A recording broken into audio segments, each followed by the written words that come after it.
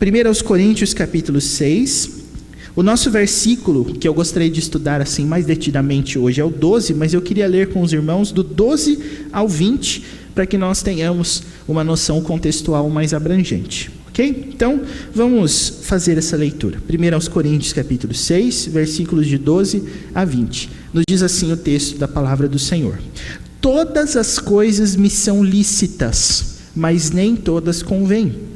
Todas as coisas me são lícitas, mas eu não me deixarei dominar por nenhuma delas. Os alimentos são para o estômago, e o estômago para os alimentos, mas Deus destruirá tanto estes como aquele. Porém, o corpo não é para a impureza, mas para o Senhor, e o Senhor para o corpo. Deus ressuscitou o Senhor, e também nos ressuscitará a nós, pelo seu poder. Não sabeis que os vossos corpos são membros de Cristo? E eu, porventura, tomaria os membros de Cristo e os faria membros de meretriz? Absolutamente não. Ou não sabeis que o homem que se une à prostituta forma um só corpo com ela? Porque, como se diz, serão os dois uma só carne. Mas aquele que se une ao Senhor é um espírito com ele. Fugir da impureza. Qualquer outro pecado que uma pessoa cometer é fora do corpo, mas aquele que pratica a imoralidade peca contra o próprio corpo.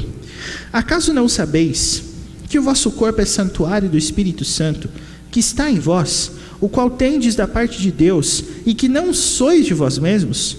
Porque fostes comprados por preço. Agora, pois, glorificai a Deus no vosso corpo.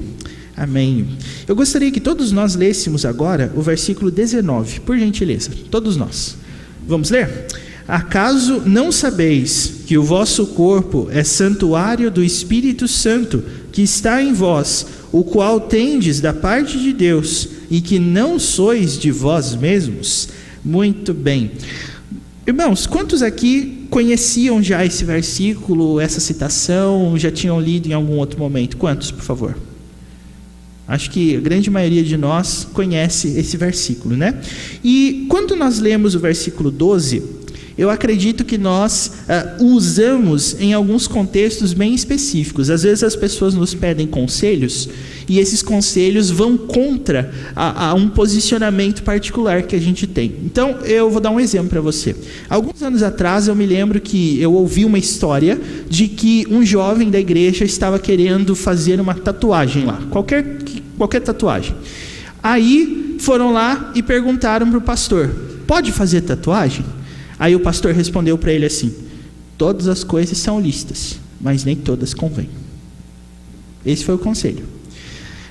A pergunta que eu gostaria de fazer é a seguinte: esse conselho, todas as coisas são lícitas, mas nem todas convêm, que se tratam da citação desse versículo 12, é um conselho para a gente fazer ou para a gente não fazer? Oi? É para não fazer?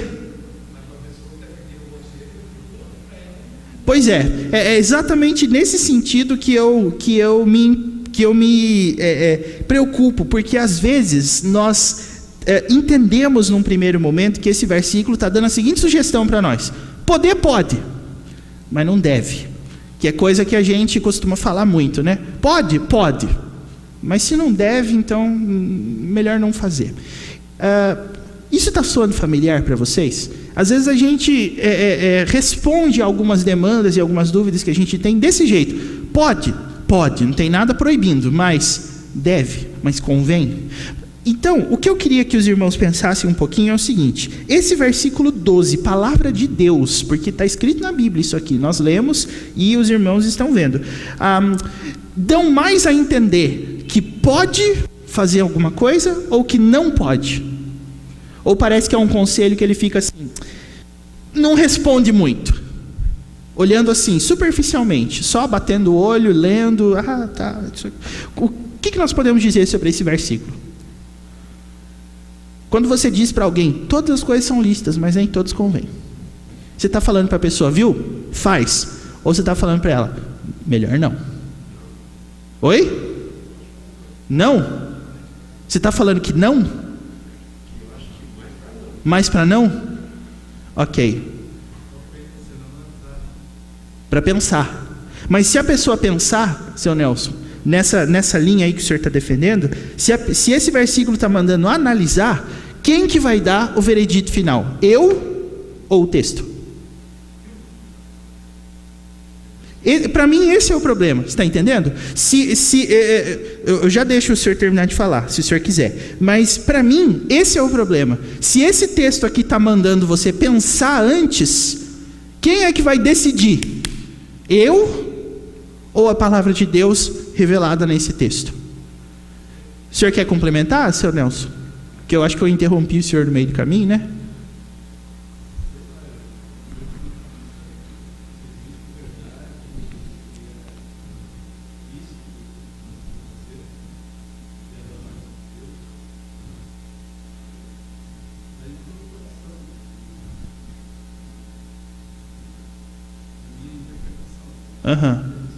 Ok.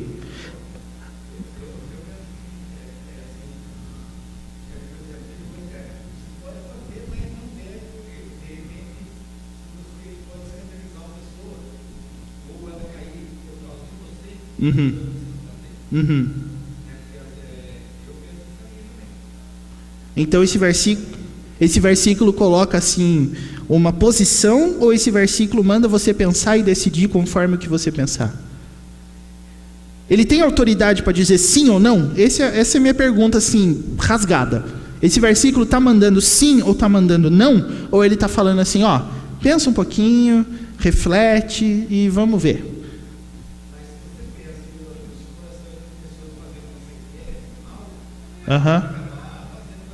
Quer dizer, usando o exemplo que eu dei aqui, do jovem que quer fazer tatuagem e pergunta para o pastor. Agora, em vez de perguntar para o pastor, ele vai perguntar para o irmão diácono. Aí você responde para ele assim, ó, todas as coisas são lícitas, mas nem todas convêm. Você acha que ele vai sair convencido de que ele deve ou de que ele não deve fazer? Ele vai fazer. Eu também acho. Eu também acho que ele vai fazer. Ok. Mas se ele fizer, ele está errado? Por quê? Porque o texto disse? Você vê? eu gosto de promover esse tipo de coisa assim, meus irmãos, justamente por causa do seguinte: fica difícil a gente entender o que Paulo está querendo dizer aqui. E eu quero dar a vocês mais alguns elementos que mostram o quanto é difícil a gente chegar a uma conclusão nesse texto. Vamos pegando essa primeira afirmação aí, dividindo ela por partes, Paulo vai dizer assim: todas as coisas me são lícitas. E olha, se os irmãos tiverem alguma dúvida desse argumento, é só vocês irem lá para o capítulo 10 da mesma carta. Pode ir, por favor, para o capítulo 10, versículo 23. Paulo vai repetir a mesma coisa. Põe aí para nós então, 1 Coríntios 10, 23. O que é que diz? Se alguém quiser e puder fazer essa leitura para nós, fique à vontade.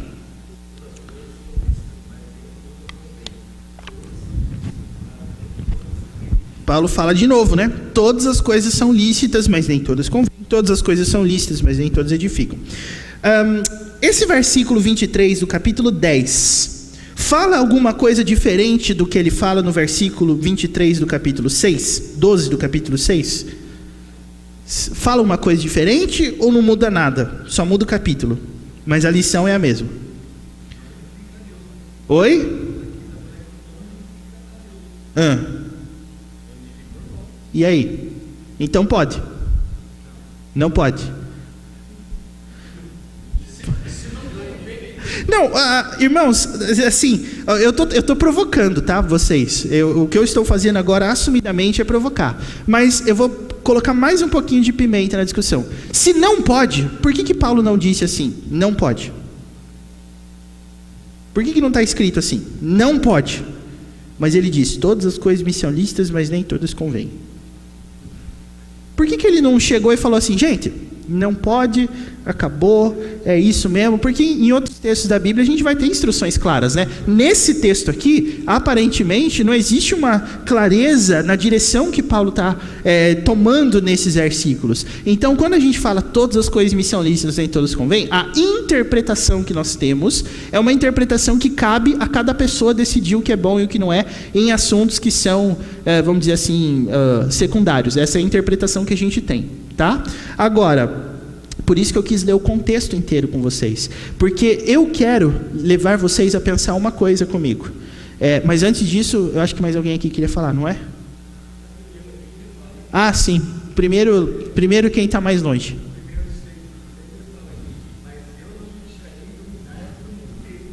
Aham. Certo. Entendi. Mas... Não, tudo bem. Nesse raciocínio aí, não me deixarei dominar pelas coisas do mundo. As coisas do mundo são lícitas? Porque a palavra lícito aí tem esse contexto de permitido, de autorizado, né? Quando a gente fala que alguma coisa é lícita, quer dizer, está liberado. Não é isso? As coisas do mundo são lícitas? Não. Uai.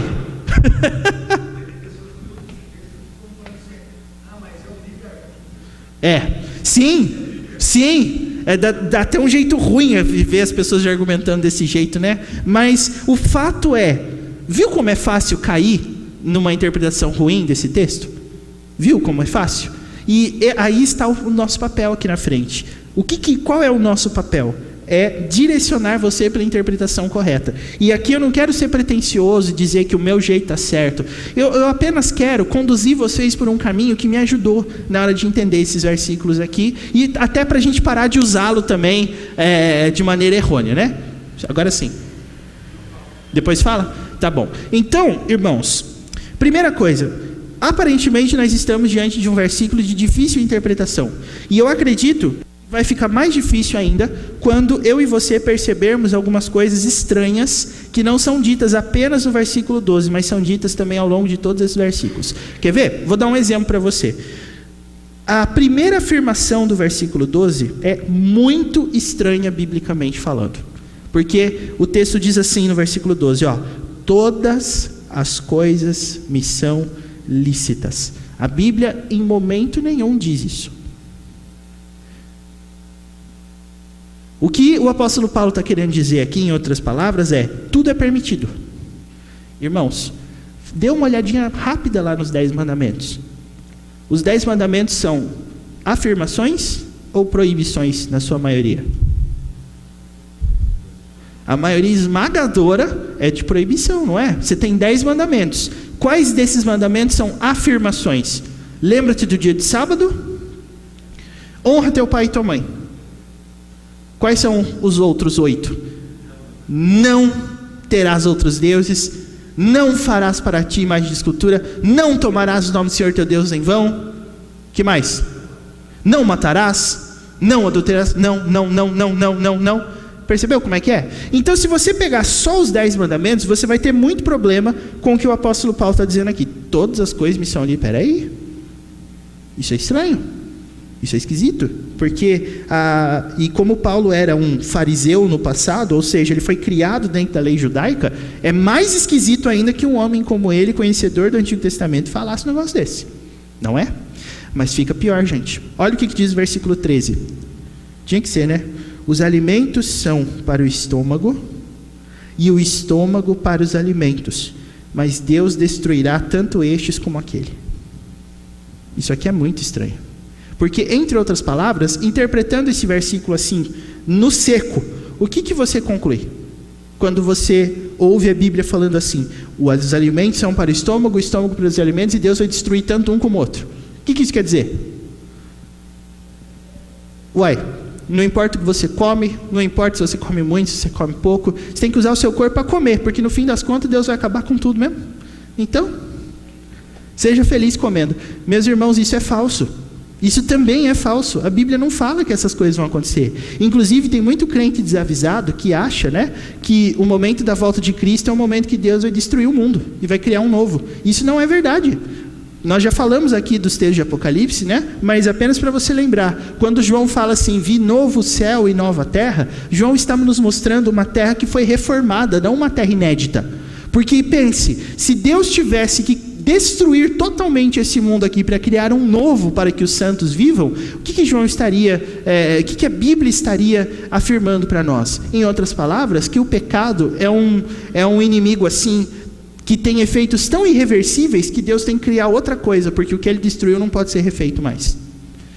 E isso é mentira, porque quando você se converte, quando eu me converto, eu continuo sendo eu, com o meu corpo neste mundo, porque quem criou essas coisas foi Deus. O pecado estragou, deformou? Sim, mas isso não é irreversível, porque se fosse, Deus teria que dar um corpo novo para nós vivermos a partir do momento em que nós nos convertemos, porque esse aqui já não presta mais pelo pecado. O pecado estragou tanto que não tem mais conserto. Então não dá para concluir isso também. Isso aqui parece estar nos levando para uma vida totalmente dissoluta e liberal. Faz o que você quiser, cara, porque no fim Deus vai destruir tudo mesmo. Agora tem uma, meus irmãos, aqui, que é a última, que é muito mais estranha ainda, versículo 18. Qualquer outro pecado que uma pessoa cometer é fora do corpo. Isso aqui também é estranho. Porque Paulo aqui está combatendo a imoralidade sexual. E aí ele vai lá, de repente, e fala assim, que quando você não peca, sem ser de forma sexual, você não está pecando dentro dos limites do seu corpo. Ou seja, você não está usando o seu corpo para pecar. Tem como isso acontecer? Tem como você não pecar usando o seu corpo? Pensa assim, ó. Quando você...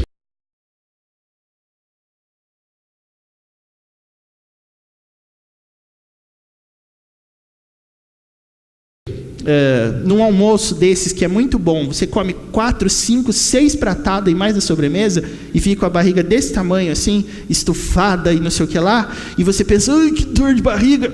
Você está pecando com o seu corpo? Ou está pecando fora do corpo? É difícil essa pergunta, irmãos? Se é a sua barriga, logicamente é o seu corpo. Ou seja, o pecado da gula está associado com o seu corpo. Se você vai lá, por exemplo, e conta uma mentira, esse pecado também não está associado com o seu corpo? Porque não foi você que falou a mentira? Então como que o pecado pode ser... Como que existe pecado que é fora do corpo? Não tem como. Ou seja... Nesse texto, Paulo faz 3 afirmações extremamente esquisitas e não bíblicas. Por que Paulo disse isso? Qual era o objetivo dele em dizer essas coisas? Bom, aí é que está o momento em que a gente estuda o texto, ok? Então, irmãos, o que eu vou defender com você aqui é que Paulo está lançando mão de um recurso argumentativo que ele faz em todas as suas cartas, mas em especial nesta e em Romanos, tá bom? Então agora eu vou pedir para você, por favor, abrir a sua Bíblia lá em Romanos capítulo 5, por favor. Romanos capítulo 5, eu quero ler com vocês versículo 20, versículo 21, e depois os 2 primeiros versículos de capítulo 6.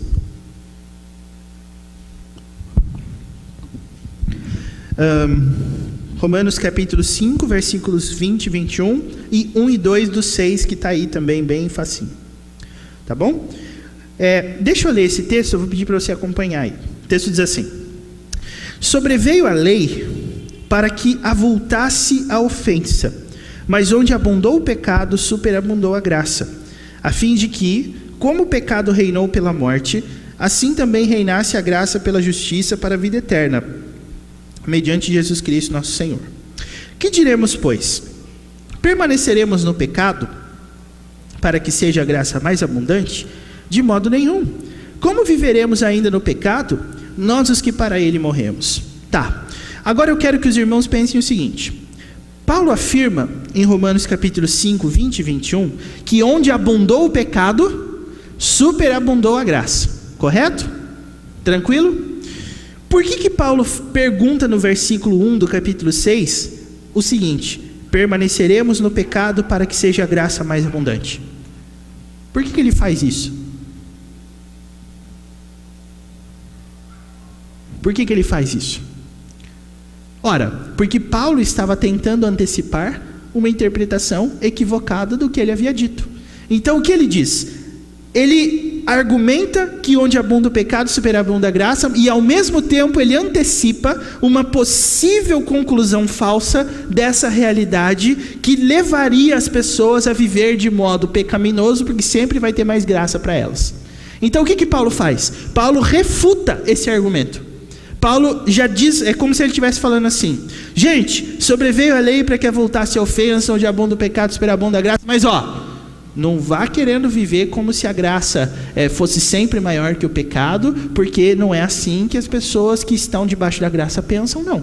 Quem está debaixo da graça, e é por isso que aqui no andamento do capítulo 6, Paulo vai desenvolver mais esse tema. Aí ele responde a pergunta que foi feita no versículo 1, no versículo 2, assim: de modo nenhum.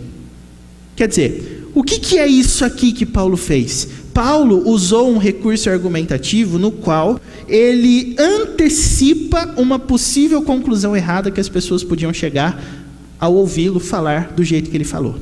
O nome disso na teologia, na técnica, podemos dizer assim, é diatribe. O que isso significa? É quando você, ao argumentar, refuta possíveis argumentos contrários oriundos de uma interpretação equivocada do que você disse.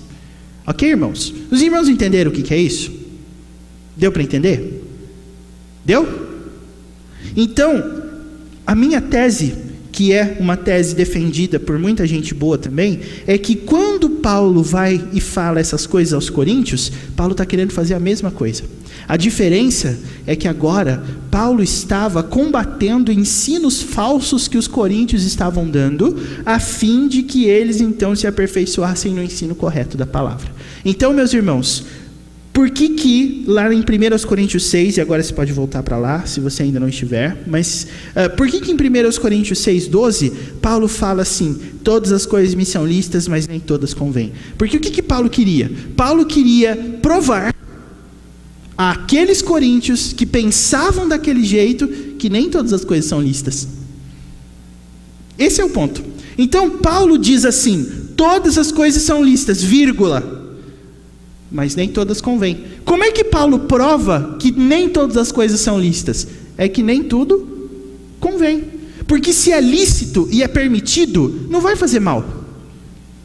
Se você achar que tudo na vida é permitido, você vai acabar concluindo que tem algumas coisas que você pode fazer dentro desse raciocínio que vão não somente denegrir a sua imagem, a sua vida, como vai fazer mal também para as pessoas que estão perto de você. Então, Paulo quer derrubar esse argumento dizendo assim: nem todas convêm. É aquela ideia assim de, mas se eu quiser pular do topo do prédio, eu posso? Uai, ninguém vai te impedir. Mas isso vai fazer bem para você? Ah, não, então não pode. Esse que é o raciocínio de Paulo aqui. Então não foi ele que disse que todas as coisas são lícitas, mas eram eles que diziam.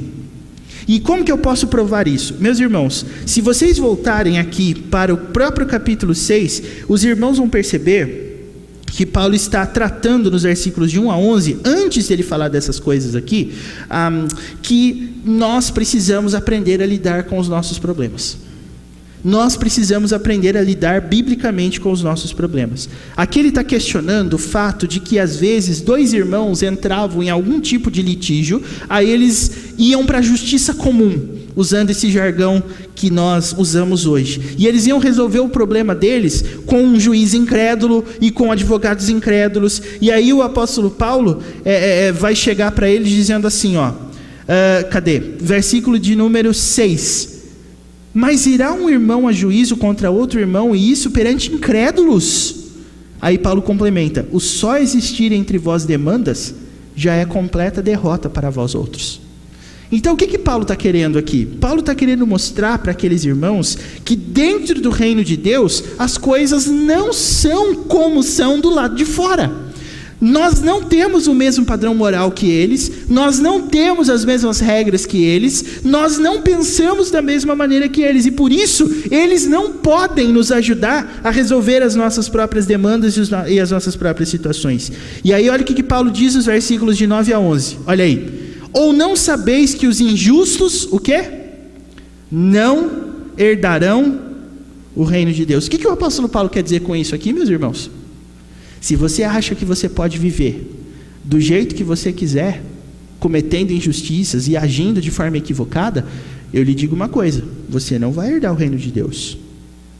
E aí ele vai continuar no versículo 9, assim, não vos enganeis. Quer dizer, não é só os injustos. Olha só: nem impuros, nem idólatras, nem adúlteros, nem efeminados, nem sodomitas, nem ladrões, nem avarentos, nem bêbados, nem maldizentes, nem roubadores. O quê? herdarão o reino de Deus. Aí olha o que o apóstolo Paulo fala no 11: tais fostes alguns de vós. Olha que interessante, ele cita um monte de coisa, ele cita um monte de pecados, um monte de condutas, e ele diz no versículo 11: vocês foram assim. Mas, olha a palavrinha do 11: mas, o que aconteceu com vocês? Vós vos lavastes, mas fostes santificados, mas fostes justificados em o nome do Senhor Jesus Cristo e no Espírito do nosso Deus. Então, em outras palavras, meus irmãos, o que Paulo está fazendo? Paulo está combatendo esse estilo libertino de vida que os coríntios tinham. Paulo está dizendo a eles que não é possível que uma pessoa que crê no Senhor viva de uma forma a não existir regras, tá? E aí ele vai no versículo 12 dar continuidade dizendo assim: vocês acham que tudo é lícito, mas eu digo uma coisa para vocês: nem todas convêm. Ou seja, não tem esse negócio de que tudo é lícito, não. Os irmãos entenderam o raciocínio? Deu para entender? Entendeu, Gilbertão? Então, eu acho que essa posição é a posição que nós temos que defender. Paulo não disse que todas as coisas são lícitas. Quem disse isso e quem dizia isso eram os coríntios. O que Paulo faz é responder a esse argumento com a expressão: mas nem todas convêm. Ok? Você vai se prejudicar se você viver sem regras. Você não vai herdar o reino de Deus. Então, se você acha que todas as coisas são lícitas, você vai chegar à conclusão que você não pode fazer tudo na prática. E é bem simples de pensar isso. Paulo usa isso justamente para que nós desenvolvamos um raciocínio na nossa mente que é bem assim. Digamos que eu penso que eu posso fazer tudo que eu quero. E uma das coisas que eu penso que eu posso fazer afeta diretamente você, que também pensa que pode fazer tudo o que quer. Como que nós vamos nos acertar? Se eu posso fazer tudo o que eu quero e você também. Como é que a gente vai se acertar? Eu não tenho regra, eu faço o que eu quiser. E você também. E você também. Como é que nós vamos viver num mundo assim?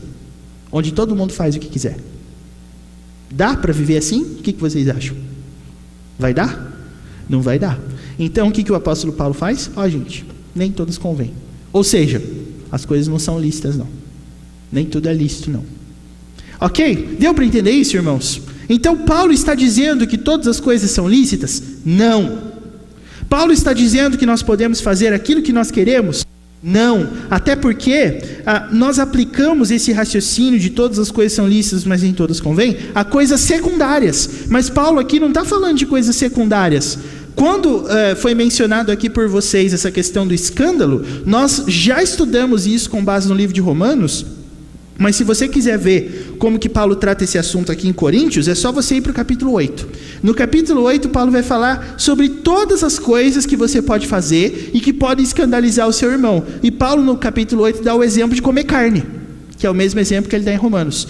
Agora, irmãos, comer carne é uma coisa, ser sodomita, ser impuro, ser idólatra, ser adúltero é outra. Então, o que Paulo está defendendo aqui? O critério do escândalo não vale para as coisas primárias. O critério do escândalo vale para as coisas secundárias, como comer carne. Mas para as coisas primárias, como ser idólatra, ser injusto, ser efeminado, ser sodomita, ser ladrão, isso aí o critério não é o escândalo. O escândalo é que o reino de Deus não comporta pessoas que vivem assim. E está acabado. Paulo não discute. Não tem mais o que falar sobre isso. E é por essa razão, irmãos, que Paulo vai escrever esses textos aqui que nós lemos e que parecem estranhos. Parecem estranhos porque são. Parecem estranhos e errados porque são errados. O que Paulo vai fazer? Paulo vai negar esses argumentos. Negando que todas as coisas são lícitas, ele afirma: nem todas convêm e eu não me deixarei dominar por nenhuma delas. Como é que Paulo vai responder a segunda coisa estranha do versículo 13 aí, né? Os alimentos são para o estômago para os alimentos, mas Deus destruirá tanto esse como aquele. A pessoa que pensa isso era uma pessoa que tinha a seguinte ideologia: já que no final todo mundo vai morrer e que Deus vai destruir tudo, então a maneira que você vive não importa, porque o fim vai ser o mesmo. Como é que Paulo vai rebater esse argumento? Ele vai falar assim: porém, até irmãos, percebam que depois dessas frases estranhas, nos versículos todos, qual é a palavrinha que vem depois? O exemplo, versículo 12: todas as coisas me são lícitas, mas, percebeu? Esse mas é Paulo rebatendo o argumento. Os alimentos são para o estômago para os alimentos, mas Deus destruirá tanto esse como aquele. Porém, entendeu? Paulo está rebatendo. E aí Paulo diz assim: se você acha que você pode viver da forma que você quiser, porque no final todo mundo vai morrer, o destino de todo mundo é o mesmo, Paulo diz assim: porém o corpo não é para impureza, mas é para quem? Para o Senhor. E o Senhor para o corpo. Então, Paulo aqui agora está começando a falar exatamente isso. Irmãos, nós não vivemos como se nós fôssemos os donos dos nossos próprios corpos. Se nós somos membros do corpo de Cristo, logo o nosso corpo pertence a Cristo. Nós não vivemos para satisfazer os nossos próprios anseios. O nosso corpo não nos pertence. E aí eu percebo o quanto a palavra de Deus é atual. Quais têm sido, meus irmãos, um deles, né, claro, dos slogans mais difundidos no nosso mundo hoje sobre corpo? Você se lembra de algum? Um deles que está bem famoso: meu corpo, minhas regras. Ou seja, se o corpo é meu, eu faço o que eu quiser. Sabe como que as pessoas estão aplicando esse entendimento? No aborto. As mulheres estão dizendo, algumas delas, né? Meu corpo, minhas regras. Então, se eu quiser tirar o que está produzido no meu ventre, é meu. Então, eu tiro se eu quiser. É meu. Só que esse argumento é falho, tanto logicamente quanto biologicamente. Porque quando uma mulher carrega um filho no seu ventre, aquele filho não é uma extensão do corpo dela como braço, mas aquilo lá é uma outra vida. Então, como é que ela vai sair matando outra pessoa? É porque a gente diz isso: o aborto é assassinato. Nós somos totalmente contrários, como cristãos, à prática do aborto. Mas o que tem sido falado por aí? Não, gente, liberdade. Cada um tem que decidir o que quer. Mas e o bebê? O bebê vai decidir também? São as falhas de raciocínio. Mas veja como essa ideia de liberdade parece ser uma coisa sedutora, né? As pessoas chegam para você dizendo assim: você tem que ser feliz do jeito que você acha que tem que ser. Você tem que determinar os rumos da sua própria felicidade. E as pessoas estão dizendo a verdade. Isso aí está certo, porque é minha vida. Ninguém toma conta da minha vida. Ninguém pode decidir o que eu falo. E aí, irmãos, Paulo vai rebater esse argumento dizendo assim: o corpo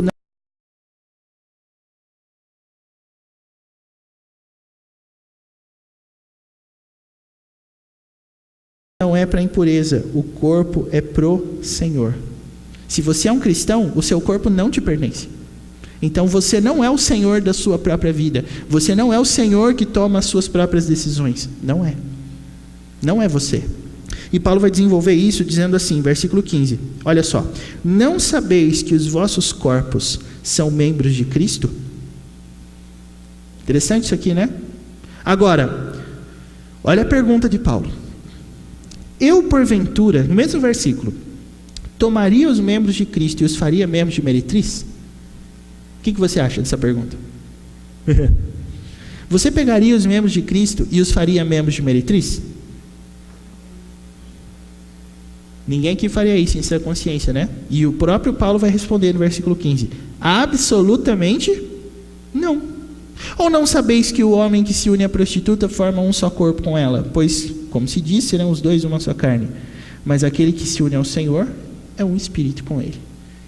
Irmãos, o que está por trás de todas essas ideologias que os coríntios defendiam?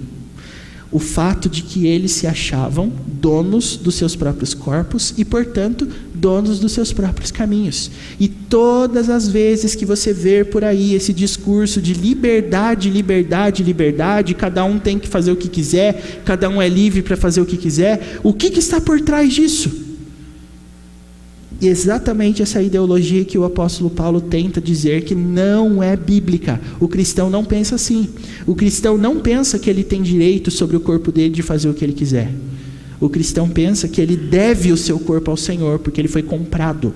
Esse é o argumento final do apóstolo Paulo. E é exatamente assim que ele vai negar essa terceira afirmação do versículo 18, né? Qualquer outro pecado que uma pessoa cometer é fora do corpo, eles dizem. Não, quando a gente peca, a gente não usa o corpo. Até porque na nossa tradução, meus irmãos, está escrito qualquer outro pecado que uma pessoa cometer. Mas se você olhar o grego correspondente, vai estar escrito lá, todo pecado que uma pessoa cometer é fora do corpo. Eles dizem, se às vezes eu erro, eu não errei com o meu corpo. E aí o apóstolo Paulo diz no 18 assim, mas aquele que pratica imoralidade peca contra quem? O próprio corpo. Você não usou o seu corpo para promover atos ilícitos sexualmente? É o nosso corpo que a gente usa para cometer isso. Então, esse argumento cai. Oi? Se a tatuagem é pecado? Olha, essa conclusão é polêmica, né, seu Ângelo? O senhor acha que é pecado? Eu falei? Ninguém aqui tem tatuagem não, né? Ah, tá. Então é pecado sim, viu? Tô brincando, gente. Tô brincando. Aqui, seu Ângelo, é bom a gente deixar o argumento preciso. O texto não está falando sobre essas coisas secundárias. O texto está falando sobre as coisas primárias. Ou seja, promoção de coisas que Deus claramente proíbe na sua palavra para ser usado o corpo, que são esses pecados aqui. Eu acho que a questão da tatuagem é algo mais secundário, por isso esse raciocínio aqui não é um raciocínio que a gente aplica para esse texto. Não é. Eu acho que pode ser uma questão de escândalo, mas pecado não. No sentido de que se for pecado, Cristo tem que morrer por ele, e aí a pessoa que se converte vai ter que apagar, necessariamente. E imagina você chegando no céu, assim, Deus olhando para você. Você tem tatuagem, né? Então você não vai poder entrar aqui, desculpe. Abre o alçapão e cai. Não vai ser assim que vai funcionar. Então, fazer tatuagem, é que eu levantei a lebre, então eu vou ter que me posicionar, né? Claro. É pecado? Não. É uma questão secundária. Então a gente não usa esse argumento aqui. A gente não usa esse argumento do corpo, da promoção do pecado por meio do corpo, porque a Bíblia não tem nenhum texto, absolutamente nenhum, que afirme expressamente que fazer isso é pecado. Então eu atribuo a questão do escândalo. Antes de fazer, consulte seus irmãos, consulte uma pessoa sábia e não vá fazendo, tá? Então, é porque seu Ângelo quer fazer tatuagem, é isso? Não, é outra coisa. O que é? Ele está achando que é pecado?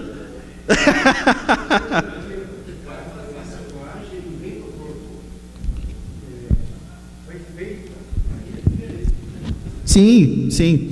Não é pecado. Agora, é bom falar isso porque mesmo nas questões secundárias, a gente não pode simplesmente se agarrar ao argumento de a Bíblia não proíbe, então vamos fazer. Não é isso. Também existe um outro argumento que Paulo vai falar mais detidamente no capítulo 8 aqui desse livro, que é o critério do amor e da edificação. Então, a postura de simplesmente sair fazendo o que quer, essa é pecaminosa. Com toda certeza. Se você é alguém que toma decisões primárias ou secundárias sem consulta, você está incorrendo em erro. Com certeza. Eu faço mesmo porque eu decido. Não, essa conduta é pecaminosa. Então, isso não, mas o ato de fazer, o ato de querer fazer e tal, isso a gente não tem como se posicionar contra, porque não tem nenhum texto bíblico que legisle sobre isso, como tem textos que proíbem a imoralidade sexual, como tem textos que proíbem a idolatria, a sodomia, o fato de ser impuro, ser ladrão. Então, não podemos equiparar as duas coisas, tá bom?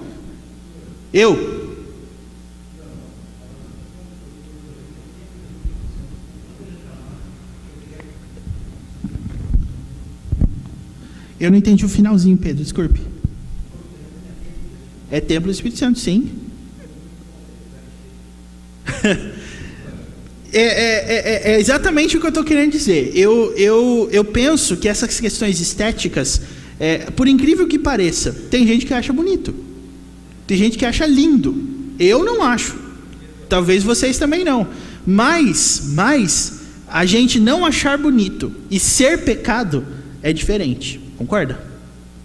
Eu penso que a gente não pode aplicar o critério do gosto pessoal e legislar sobre ser pecado de uma forma assim clara como a Bíblia diz que outras coisas são pecado. O que eu gostaria de deixar claro para vocês aqui é que a postura precisa ser uma postura de amor para com as pessoas. Nós precisamos entender o que está por trás da intenção de se fazer uma tatuagem. Até exemplo para vocês. Eu conheci um jovem que ele tinha o desejo de tatuar um versículo bíblico no corpo. Aí eu falei assim, que versículo bíblico você quer tatuar? Porque de repente se ele for muito grande, né, você vai precisar de um espaço bom. Aí ele falou, não, quero tatuar só João 3,16, porque Deus amou o mundo de tal maneira, não sei o quê. Eu falei, aonde você quer tatuar? O cara falou assim, aqui, nessa parte aqui. Eu falei, mas por que você vai tatuar isso? Não, porque eu vou evangelizar, sim. Aí eu falei, engraçado, então toda vez que você for pregar o evangelho para alguém, você vai pegar e fazer assim com a camisa para a pessoa ver? Oh, é verdade, né, pastor? Eu falei, então, meu filho. Aí também, né? são coisas que ficam, né? Oi.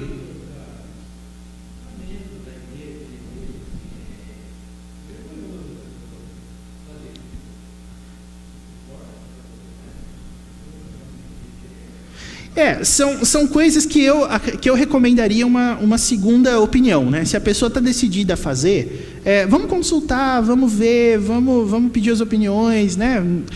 Vamos ver o que os irmãos... isso é secundário. Se uma pessoa fizer isso, ela não vai para o inferno por causa disso. Mas eu acredito que isso está bem destacado aqui.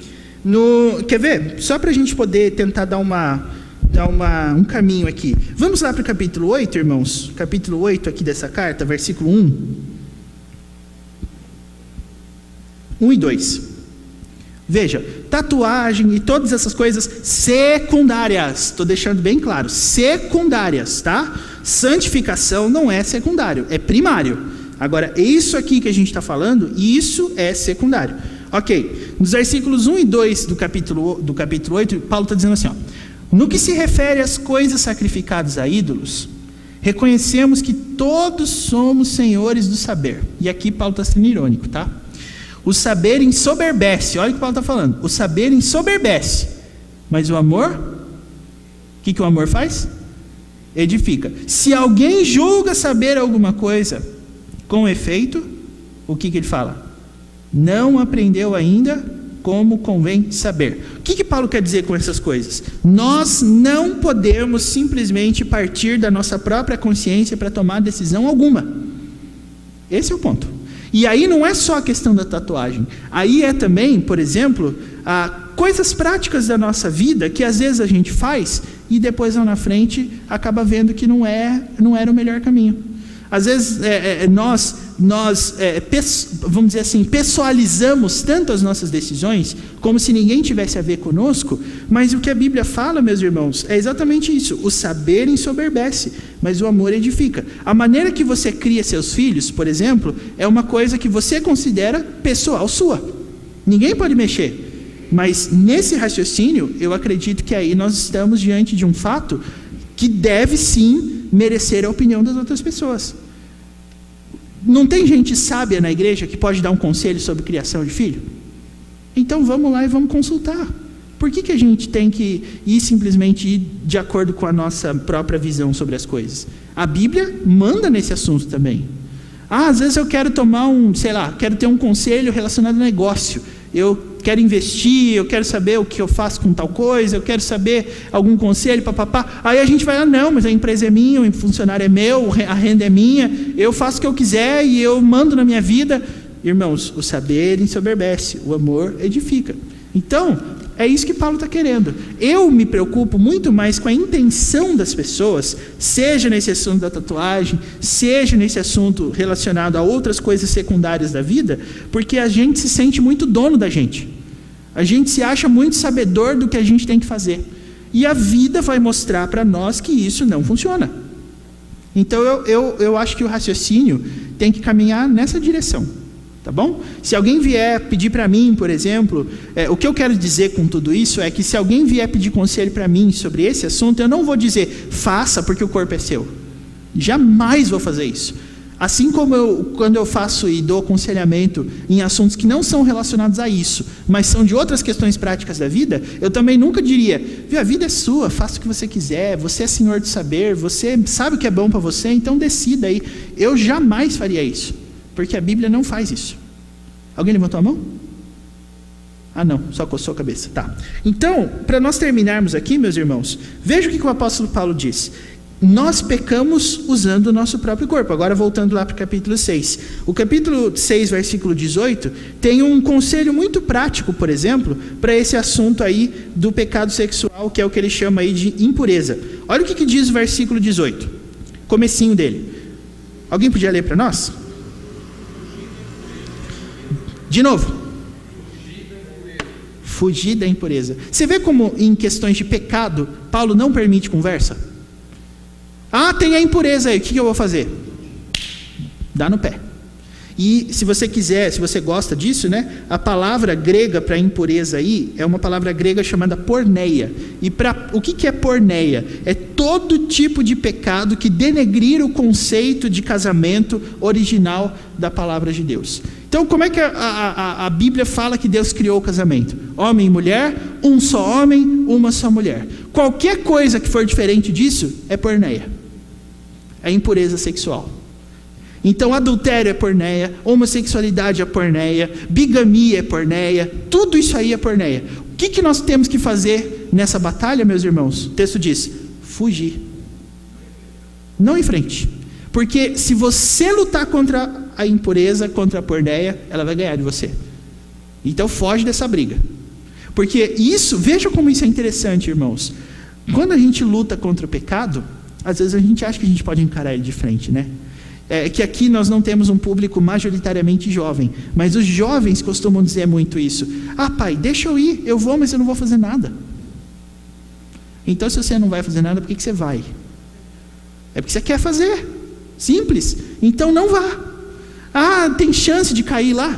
Não vai. Ah, tem chance de cair assistindo alguma coisa? Não assista. Foge. Você vê como que Paulo não permite conversa? Repito isso para deixar bem claro. Não tem conversa, foge, vai embora, corre. E aí Paulo termina nos versículos 19 e 20 assim. Acaso não sabeis que o vosso corpo é, o que ele é? Santuário do Espírito Santo. Ou seja, qual que é a tese que Paulo está defendendo aqui? O seu corpo não é seu. Seu corpo não te pertence, se você é um cristão. Por quê? Versículo 20. Fostes comprados por preço. Agora, o que você tem que fazer? Glorificai a Deus. Onde? No vosso corpo. Por que Paulo fala isso? Porque todos esses versículos, meus irmãos, são escritos para que Paulo pudesse corrigir essa visão libertina que os coríntios tinham sobre a vida deles. Eles se achavam senhores, eles se achavam donos do seu próprio nariz, por assim dizer. Por essa razão, eles concluíam, posso fazer o que eu quiser. Paulo responde dizendo, não podem. É por isso que está escrito aí no versículo 12, todas as coisas me são lícitas. Não é que Paulo acreditava nisso, mas Paulo queria combater isso. Ficou claro isso então, meus irmãos? Então, nunca mais, decreto pastoral aqui, tá? Nunca mais use esse versículo aplicado num contexto onde a pessoa vai ter que pensar, vai ter que decidir, vai ter que ponderar para depois decidir. Não, Paulo não dá chance para a pessoa pensar. Se alguém vier com essa conversa de que todas as coisas são lícitas para você, você contradiz isso dizendo, mas nem todas convêm. Logo, as coisas não são lícitas. Nem tudo é permitido, não. Você está pensando o quê? Pode tudo agora? Paulo vai colocar exatamente esse raciocínio em debate e vai se posicionar. Não, as coisas não são lícitas. Não, qualquer outro pecado que uma pessoa cometer não é fora do corpo. Não, os alimentos são para o estômago são para os alimentos. Não, nada a ver. Nós não temos autoridade sobre o nosso próprio corpo. Não temos. Então, irmãos, algumas aplicações práticas aqui para nós. Vocês percebem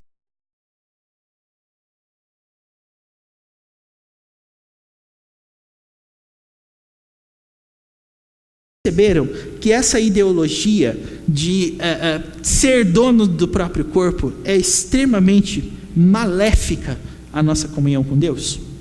Se você vive achando que você pode tomar qualquer decisão que quiser, você gradualmente vai se afastar da sua comunhão com Deus. Porque é básico. Nós procuramos a palavra de Deus quando a gente não sabe o que fazer. Nós procuramos a palavra de Deus quando a gente às vezes tem alguma dúvida. E às vezes a gente pensa, não, eu não preciso procurar a palavra de Deus, eu já sei o que eu vou fazer aqui. É nessa hora que você vai perceber o quê? Que a sua comunhão com Deus, que a sua dependência com Deus vai ficando cada vez mais distante. Quando a gente se sente poderoso para tomar uma decisão, a gente não precisa da Bíblia. E olha, irmãos, além deste erro, tem um outro erro que é muito comum nós incorrermos em momentos assim. O erro de nós usarmos a Bíblia para nos justificar. Esse é pior ainda. Os irmãos se lembram daquele versículo em que Paulo diz assim: se possível, o quanto depender de vós, tende paz com todos os homens? Lembra desse versículo? Então, depois se vocês forem procurar, você vai ver que Paulo está dizendo isso nas suas cartas. Eu já vi uma pessoa usando esse versículo para dizer assim: por que eu tenho, por exemplo, que me reconciliar com um irmão de sangue mesmo, um irmão biológico, se ele não quer papo comigo? Aí a pessoa falou assim para ele: não, você tem que se reconciliar sim, porque a Bíblia fala, se possível, quanto depender de vós, tem de paz com todos os homens. Ele respondeu assim: quando depender de vós tudo bem, mas quando não depende? É isso. É isso. E a pessoa resolveu a questão dela assim, falou: não, a Bíblia fala que enquanto depender de mim eu tenho que ter paz, mas se não depender de mim, então também. Você viu como é fácil a gente usar a Bíblia para coisas assim? Mas isso não é porque a Bíblia diz isso, é porque a gente dá essa interpretação a ela de uma forma que isso nos justifique. A Bíblia não serve para isso, viu, irmãos? A Bíblia serve para a gente não justificar a nossa conduta. A Bíblia serve para transformar a nossa conduta, sob o seguinte pressuposto: nós não pertencemos a nós mesmos. Nós somos templo do Espírito Santo. Então a gente não tem autoridade sobre o nosso corpo para fazer o que a gente quer. É claro que se tivesse mais gente aqui e que levantasse, uma discussão do lado político, a gente abraçaria mais essa discussão no dia de hoje. Mas eu prefiro deixar isso para a escola dominical, porque como nós sabemos, irmãos, temos segundo turno aí à vista, e todas essas ideologias, todas elas têm como pressuposto essa ideia: você pertence a si mesmo. A Bíblia vai dizer: não, você não pertence a si mesmo, você pertence ao Senhor. Então você deve usar o seu corpo para glorificar a Deus, tá?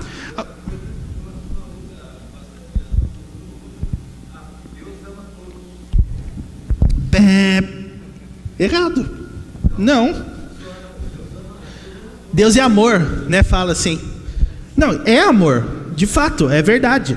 Mas o que Deus é amor quer dizer? Que eu posso fazer tudo que eu quiser e Deus vai me perdoar? Uai, aí...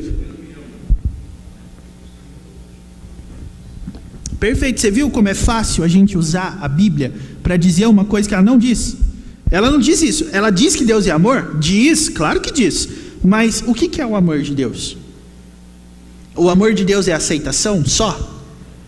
Deus tem que ser obrigado a aceitar até o que ele não gosta? Não, o amor de Deus é um exercício de transformação, ora.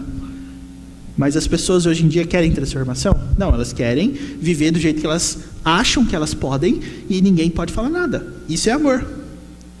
Dizem isso, Por exemplo, pais, vocês amam seus filhos? Aí os pais vão falar: sim, então deixa eles livres para tomar a decisão deles. Experimenta fazer isso com os seus filhos para você ver.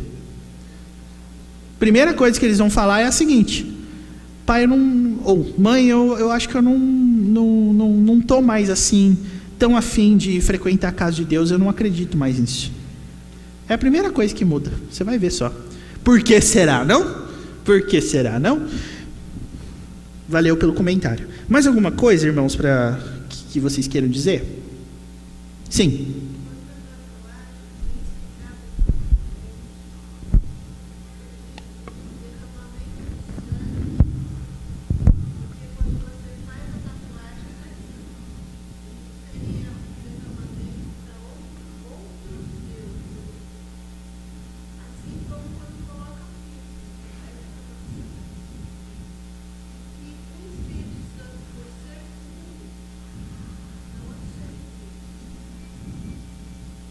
Essa foi a explicação dada onde? Aqui? Aqui? Oh my. Ah, é? Tá bom. Não, eu acho que foi feita uma confusão nesse ponto, no seguinte sentido. O ato é manifestamente idólatra nesse sentido quando você tem ritual religioso, quando você tem tudo isso. Agora, esse argumento aplicado a essa questão fica muito difícil de aceitar. Por quê? Porque não é só ao fazer isso que nós podemos ser passíveis de derramar sangue da nossa pele, do nosso braço ou de qualquer parte do corpo. Tem exames que a gente faz que também acontece isso. E, mas não tem nada a ver. Mas da onde que a pessoa tira que fazer tatuagem é um ato idólatra? Eu não sei como é que se relaciona isso. Porque daí a pessoa pode contra-argumentar dizendo assim, mas e se eu tatuar o nome de Jesus? Daí não é outro Deus, é o único Deus verdadeiro, né? Então eu estaria derramando sangue pela causa certa. Seria um contra-argumento que poderia ser usado nesse caso. Eu não estou dizendo que eu concordo com isso, mas se uma pessoa quer contradizer esse argumento, eu acredito que é bem fácil. É muito fácil. Então, a questão da tatuagem eu não iria por aí, porque isso é uma forçação de barra dentro dos textos que não tem nem... Acho que não tem nem como a gente continuar falando isso. Não acho que é um argumento válido. O argumento que eu uso é: por que você quer fazer isso? Qual que é a sua intenção? Você está querendo ser dono do seu próprio corpo? Porque isso é errado biblicamente. Você está querendo provar alguma coisa para alguém ou para si mesmo? Então, eu iria por esse caminho. Essa explicação não considero válida. Tá bom? Ok?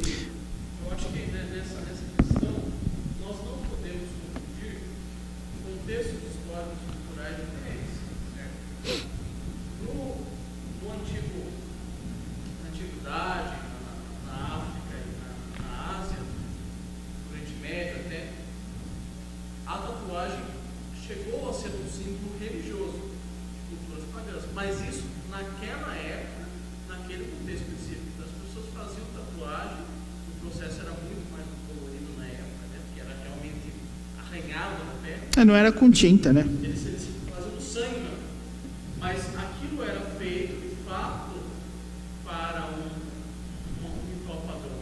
Atualmente, isso não acontece com o ritual padrão.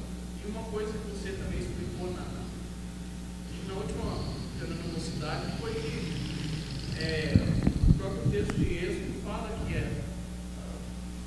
tanto as mulheres quanto as crianças, sendo meninos ou meninas, usavam brincos. Usavam argolas nas orelhas. Culturalmente, naquela época, aceitavam. Isso. Então, eu acho que não dá pra gente fazer uma ponte desse tamanho, porque senão, historicamente, vai ficar difícil. Eu sustentaria um argumento diferente, que é esse que eu falei. Tá bom?